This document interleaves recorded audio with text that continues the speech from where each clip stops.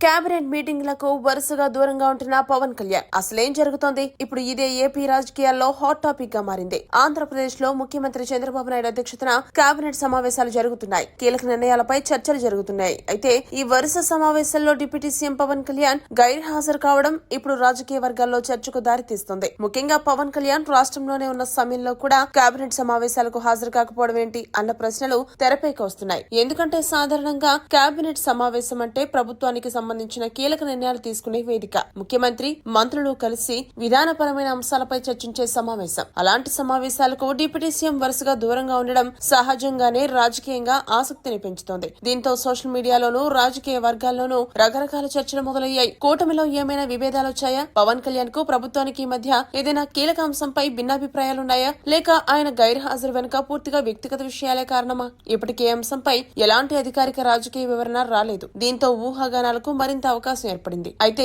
ఇక్కడే అసలు ట్విస్ట్ ఉంది. డిప్యూటీ సీఎం పవన్ కళ్యాణ్ ఇటీవలే ముంబైలో కుడి భుజానికి శస్త్రచికిత్స చేయించుకున్నారు. వైద్య పరీక్షల్లో 2 భుజాల్లోనూ రొటేటర్ కఫ్ గాయాలు ఉన్నట్టు తేలడంతో ఆయనకు చికిత్స అవసరమైంది. శస్త్రచికిత్స అనంతరం వైద్యులు విశ్రాంతి, ఫిజియోథెరపీ సూచించినట్టు సమాచారం. అంతేకాదు ఇటీవల నారా లోకేష్ కూడా పవన్ కళ్యాణ్ ను కలిసి ఆయన ఆరోగ్య పరిస్థితిని అడిగి తెలుసుకున్నారంటే అంటే వరుస కేబినెట్ సమావేశాలకు పవన్ కళ్యాణ్ దూరంగా ఉండడానికి రాజకీయ కారణాల కంటే ఆయన ప్రస్తుతం ఎదుర్కొంటున్న ఆరోగ్య పరిస్థితి కూడా ఒక కారణం కావచ్చని చర్చ ఇప్పుడు వినిపిస్తోంది. అయితే ఇదే అసలు కారణమని అధికారికంగా ఎక్కడా ప్రకటించలేదు. అయితే ఇక్కడ మరో కీలక అంశాన్ని కూడా గమనించాలి. పవన్ కళ్యాణ్ వరుస కేబినెట్ సమావేశాలకు హాజరు కాకపోయినా ప్రభుత్వ కార్యకలాపాలకు పూర్తిగా దూరంగా ఉన్నారనే పరిస్థితి మాత్రం కనిపించడం లేదు. ఆయన శాఖలకు సంబంధించిన అంశాలపై అధికారులతో సమీక్షలు నిర్వహించడం, అవసరమైన నిర్ణయాలపై సమాచారం తీసుకోవడం కొనసాగిస్తున్నట్టు తెలుస్తోంది.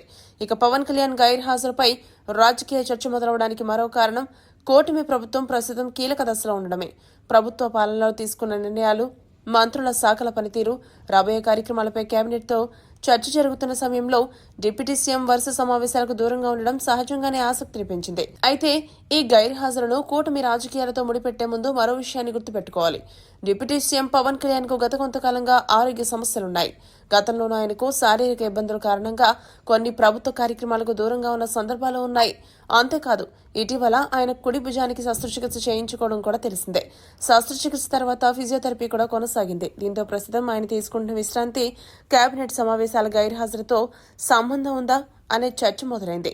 కానీ మరోసారి స్పష్టంగా చెప్పాల్సిన విషయం ఏంటంటే కేబినెట్ సమావేశాలకు వరుసగా దూరంగా ఉండడానికి భుజం శస్త్రచికిత్సే కారణమని పవన్ కళ్యాణ్ లేదా ప్రభుత్వం అధికారికంగా ప్రకటించలేదు.